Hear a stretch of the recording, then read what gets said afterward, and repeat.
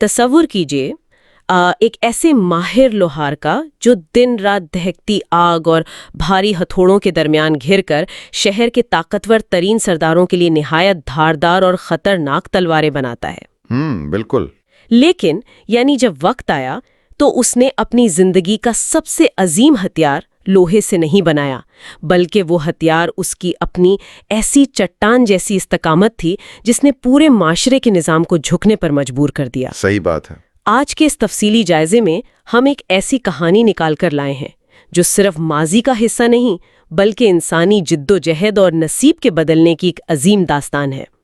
یہ گہرا مطالعہ حضرت خباب بن الارت رضی اللہ عنہ کی زندگی کے بارے میں ہے۔ بہت ہی اہم موضوع ہے یہ۔ چلیے ان حقائق کی تہہ تک پہنچتے ہیں، کیونکہ یہ سفر ظاہری حالات سے کہیں زیادہ انسانی روح کی گہرائی کا سفر ہے۔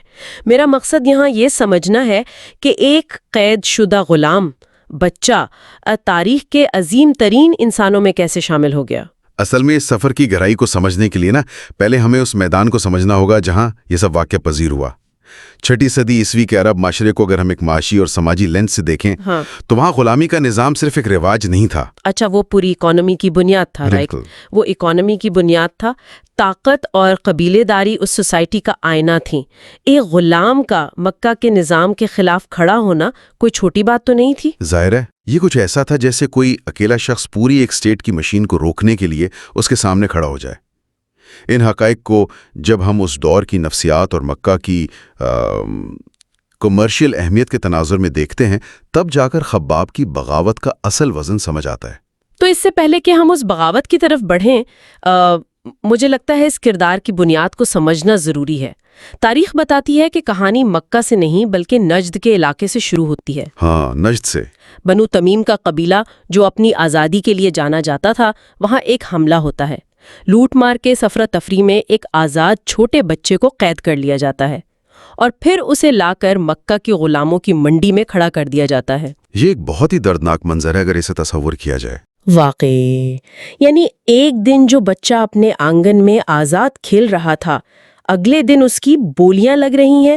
یہاں میرے ذہن میں ایک سوال اٹھتا ہے کہ اس منڈی میں تو اتنے لوگ تھے، پر ایک مخصوص خاتون نے ہی اس بچے کو کیوں چنا؟ دیکھیں، اس خاتون کا نام عمار تھا اور اس کی بنیادی سوچ جذباتی نہیں تھی، وہ انتہائی تجرباتی اور معاشی سوچ رکھتی تھی۔ اگر مکہ کے اکنامک سسٹم کی بات کی جائے تو وہاں غلام صرف گھر کا کام کاج کرنے کے لیے نہیں خریدے جاتے تھے۔ مطلب وہ انہیں ایک بزنس کے طور پر دیکھتے تھے؟ ایک دم صحیح۔ طاقتور قبیلوں کے لوگ غلاموں میں سرمایہ کاری کرتے تھے۔ عمار جس کا تعلق بنو خزاع قبیلے سے تھا، وہ منڈی میں آتی ہی اس نیت سے تھی کہ کوئی ایسی انویسٹمنٹ ڈھونڈے جو لانگ ٹرم منافع دے سکے۔ اچھا، تو اس نے اس بچے میں ایسی کیا چیز دیکھی؟ جو صحت مند ہے، طاقتور ہے اور اس کے چہرے پر کسی اچھے خاندان سے ہونے کے آثار ہیں۔ اس نے سوچا کہ ایسے غلام کو مہارت سکھا کر اس سے بھاری آمدنی وصول کی جا سکتی ہے۔ اس ملاقات کی ایک چھوٹی سی تفصیل مجھے بہت حیران کرتی ہے۔ راستے میں عمار پوچھتی ہے، تیرا نام کیا ہے؟ بچہ جواب دیتا ہے، خباب۔ وہ پوچھتی ہے، باپ کا نام؟ جواب ملتا ہے، الارت۔ اور پھر اپنا قبیلہ بنو تمیم بتاتا ہے۔ یعنی اس چھوٹے بچے کا ذہن اتنا تیز تھا کہ اسے اپنی آزاد حیثیت، اپنا نسب سب واضح طور پر یاد تھا۔ بالکل، اور یہی چیز آگے چل کر اس کی شخصیت کو بناتی ہے۔ خیر، اسے خریدنے کے بعد عمار اسے ایک مشہور لوہار کے حوالے کر دیتی ہے تاکہ وہ تلوار سازی سیکھ لے، اور پھر خباب اس فن میں اتنے ماہر ہو جاتے ہیں کہ مکہ کے سردار ان کی بنائی ہوئی تلواریں ڈھونڈ ڈھونڈ کر خریدتے ہیں۔ یہی وہ پوائنٹ ہے جہاں ہمیں سمجھ آتا ہے کہ عمار کا بزنس ماڈل کتنا کامیاب رہا۔ تلوار سازی اس دور کی سب سے اہم انڈسٹری تھی، کیونکہ قبیلوں میں جنگیں عام تھیں اور اعلیٰ قسم کے ہتھیار مہنگے داموں بکتے تھے۔ تو عمار کو تو کافی منافع ہو رہا ہوگا اس سے؟ بہت زیادہ۔ اس نے باقاعدہ ایک دکان اور بھٹی کا انتظام کیا جہاں خباب کام کرتے تھے، اور سارا منافع اس کے پاس جاتا تھا۔ لیکن یہاں صرف ان کی دستکاری اہم نہیں تھی، تاریخ ان کی شخصیت کا ایک عجیب پہلو بیان کرتی ہے۔ وہ انتہائی نرم گو، خوش اخلاق اور سنجیدہ تھے۔ دکان پر آنے والے لوگ ان کے اس رویے سے متاثر ہوتے تھے۔ رکیے، مجھے اس بات پر تھوڑا حیرت ہوتی ہے۔ یہ کتنی حیران کن بات ہے کہ جو شخص سخت ترین لوہا پگھلا کر دھاردار تلواریں بناتا تھا، وہ خود اندر سے کتنا نرم مزاج اور فکر مند تھا۔ صحیح کہہ رہی ہیں آپ، یہ ایک بہت بڑا کنٹراسٹ ہے۔ مطلب اگر ایک عام انسان کے زاویے سے دیکھا جائے، ایک بچہ جسے جبراً غلام بنایا گیا ہو، جس کا پورا دن آگ، کوئلوں اور بھاری ہتھوڑوں کے ساتھ گزرتا ہو تاکہ کوئی اور عیش کر سکے، اس کے اندر تو انتہائی غصہ اور چڑچڑاپن ہونا چاہیے نا؟ عام طور پر وہی ہوتا ہے۔ اسے تو پوری دنیا سے نفرت ہونی چاہیے۔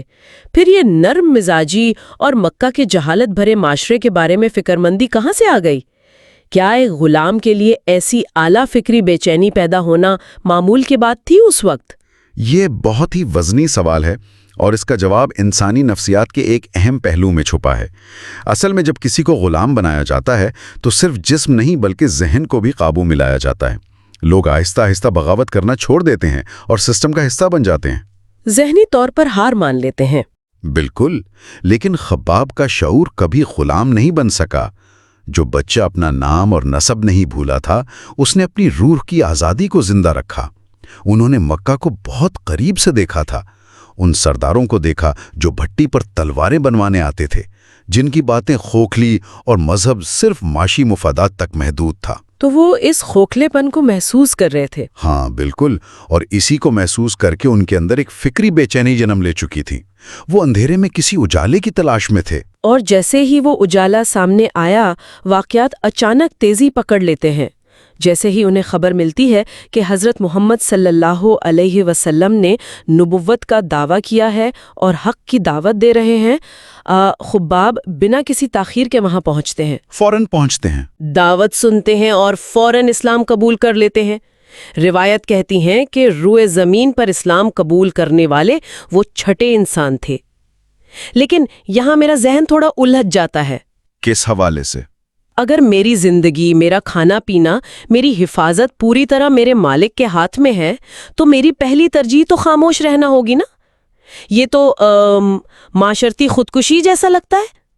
انہوں نے اپنا ایمان چھپانے کے بجائے اعلان کیوں کر دیا؟ دیکھیں، اگر ہم خباب کے اس فیصلے کو سمجھیں تو یہ صرف جوش کا معاملہ نہیں تھا۔ ان کی برسوں کی فکری بے چینی کو آخرکار ایک منزل مل گئی تھی۔ لیکن جہاں تک مکہ کے اس طاقتور طبقے کی بات ہے، یہ اعلان ایک شدید قسم کی دہشت کا باعث بنا۔ دہشت؟ ایک اکیلے غلام سے؟ ہاں، کیونکہ مکہ کا پورا کاروبار، ان کا رسوخ اور ان کا سٹیٹس ان کے خداؤں اور بتوں پر مبنی تھا۔ حج اور زیارت سے پورے عرب کا پیسہ مکہ آتا تھا۔ جب ایک غلام اٹھ کر یہ کہتا ہے کہ یہ بت کچھ نہیں ہے اور میں صرف ایک اللہ کی عبادت کرتا ہوں، تو ان سرداروں کو صرف مذہبی دھچکا نہیں لگا، انہیں اپنا سسٹم خطرے میں نظر آیا۔ بالکل، انہیں اپنی سوسائٹی کے طبقاتی نظام اور اپنی اکانومی خطرے میں نظر آئی۔ جب عمار اور اس کے عزیزوں کو یہ بات معلوم ہوئی تو ان کا رد عمل اس ڈر اور غصے کا سب سے واضح اظہار تھا۔ روایات میں اس ملاقات کا جو منظر ملتا ہے، وہ سن کر انسانی سوچ دبے رہ جاتی ہے۔ عمار اپنے بھائی سبا بن عبد العزا اور کچھ دوستوں کے ساتھ خباب کی بھٹی پر آتی ہے۔ سبا پوچھتا ہے، کیا تم نے بنو ہاشم کی لڑکی کی پیروی اختیار کر لی ہے؟ اور وہاں خباب کا جواب سننے والا تھا۔ ہاں، خباب بنا کسی خوف کے آنکھوں میں آنکھیں ڈال کر کہتے ہیں، میں گواہی دیتا ہوں کہ اللہ ایک ہے اور محمد صلی اللہ علیہ وآلہ وسلم اللہ کے رسول ہیں۔ پھر جو وہاں ہوا وہ روایات کے صفحات پر خون سے لکھا ہے۔ بالکل، ان لوگوں نے وہی پڑی دکان کی چیزوں یعنی ہتھوڑوں اور لوہے کے ٹکڑوں سے خباب پر حملہ کر دیا، یہاں تک کہ وہ بے ہوش ہو کر گر پڑے۔ یہ خبر پورے مکہ میں پھیل گئی، اور مکہ کے طاقتور طبقے کے دلوں میں اس خبر نے ایک عجیب سا خوف پیدا کر دیا۔ ابو سفیان، والد بن المغیرہ اور ابو جہل جیسے سرداروں نے اس پر پراپر میٹنگ کی۔ انہیں اندازہ ہو گیا کہ اگر ایک غلام اتنی ہمت کر سکتا ہے تو اس بغاوت کی آگ دوسرے لوگوں تک بھی پھیل سکتی ہے۔ تو انہوں نے اسے کچلنے کا فیصلہ کیا۔ ہاں، انہوں نے طے کیا کہ اس نئے دین کے ماننے والوں کو ایسے عبرتناک عذاب دیے جائیں کہ کوئی دوسرا اس طرف دیکھنے کی ہمت ہی نہ کرے۔ ہر قبیلے نے اپنے اپنے لوگوں کو سزا دینے کا ذمہ اٹھایا۔ خباب کے حق میں یہ سزا صبح نے اپنے ذمہ لی۔ یہاں آ کر کہانی انتہائی دلچسپ اور حیران کن ہو جاتی ہے، کیونکہ اگر ہم ان سزاؤں کی تفصیل کو سنیں تو اندازہ ہوتا ہے کہ ظلم کی انتہا کیا ہو سکتی ہے۔ صحیح کہا آپ نے۔ صبح انہیں دوپہر کی تپتی دھوپ میں لوہے کی زرہ پہنا کر مکہ کی گرم ریت اور تپتے پتھروں پر لیٹا دیتا تھا۔ دھوپ اور لوہے کی تاپش جسم کو جھلسا دیتی۔ جب پیاس سے ہونٹ کانٹے بن جاتے تو صبح آ کر پوچھتا، آپ بتاؤ محمد صلی اللہ علیہ وآلہ وسلم کے بارے میں کیا کہتے ہو؟ اور ان کا ارادہ نہیں ٹوٹا تھا، بالکل نہیں۔ خباب تپتی ریت سے وہی جواب دیتے، وہ اللہ کے بندے اور رسول ہیں۔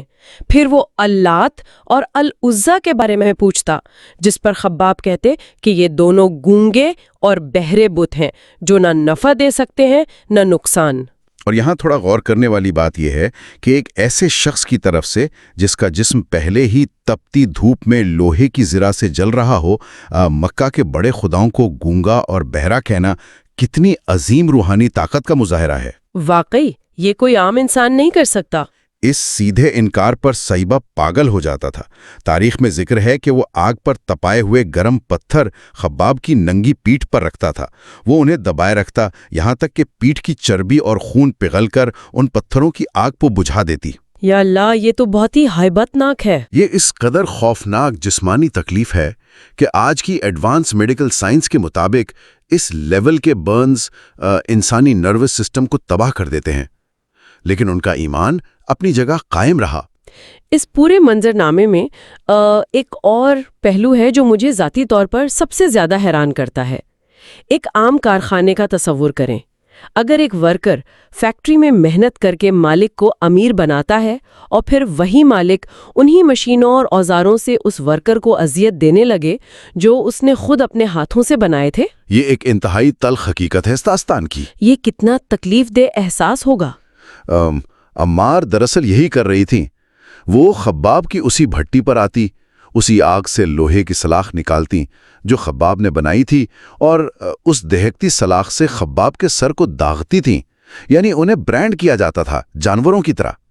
ایک انسان جسم کی ایسی تباہ کن تکلیف کیسے برداشت کر سکتا ہے بنا اپنے عقائد سے ڈرے یا سمجھوتا کیے؟ یہ تبھی ممکن ہے جب انسان کی نظر مادی دکھ سے ہٹ کر ایک نہایت اونچے روحانی مقصد پر مرکوز ہو جائے۔ انہوں نے اپنی روزی روٹی کی جگہ کو اذیت گاہ بنتے دیکھا، لیکن انہوں نے کبھی بد دعا دینے یا انتقام لینے کا نہیں سوچا۔ انہوں نے سب کچھ اللہ پر چھوڑ دیا۔ بالکل، ان کا رابطہ سیدھا آسمان سے جڑ گیا تھا۔ لیکن جیسا کہ ہم تاریخ کو دیکھتے ہیں نا، تاریخ کے کارخانے میں انصاف کی چکی بہت آہستہ چلتی ہے، لیکن پیستی بہت باریک ہے۔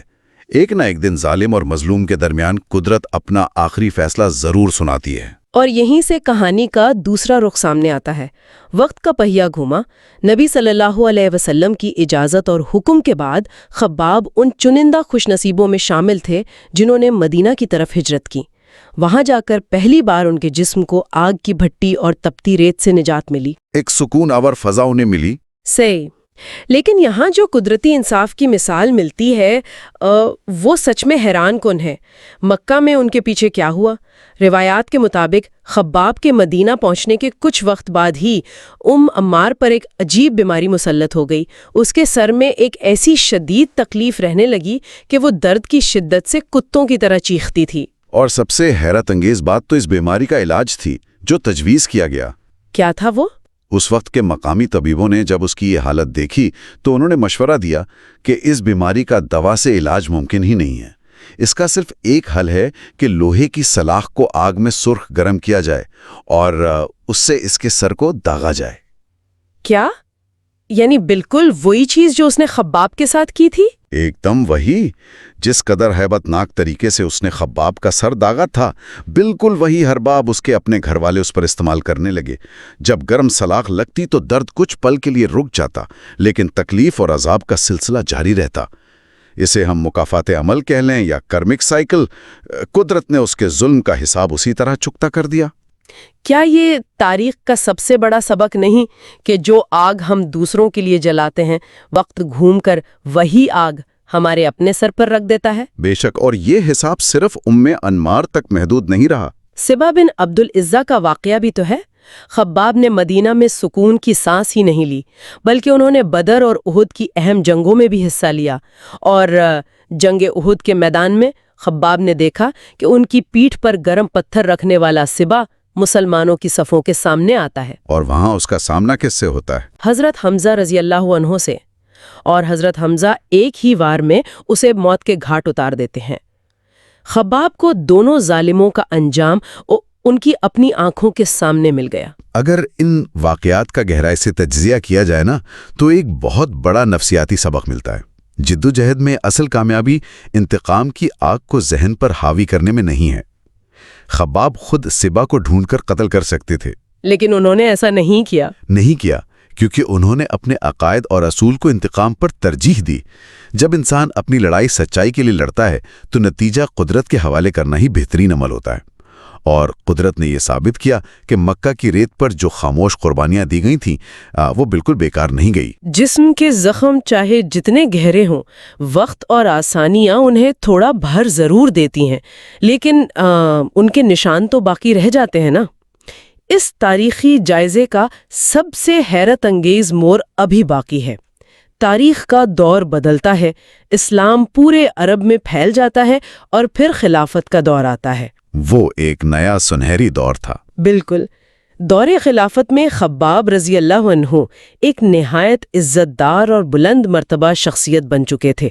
ایک واقعہ جو کتابوں میں درج ہے وہ یہ کہ ایک دن حضرت عمر رضی اللہ عنہ کے پاس خباب آئے۔